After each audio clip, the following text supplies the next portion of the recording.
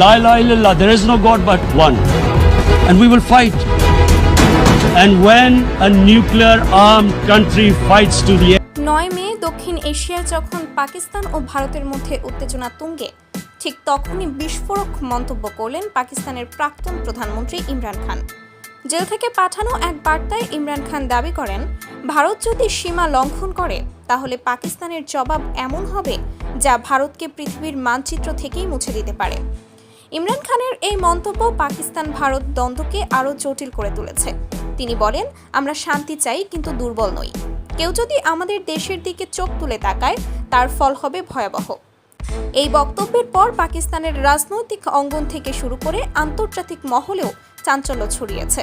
ভারতের তরফ থেকে এখনো পর্যন্ত কোনো আনুষ্ঠানিক প্রতিক্রিয়া না এলেও সীমান্তে নিরাপত্তা জোরদার করা হয়েছে বলে সূত্রের খবর।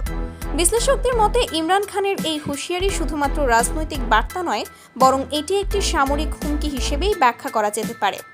দুই দেশের এমন উত্তেজনার আবহে সাধারণ মানুষ উৎকণ্ঠায় ভুগছেন।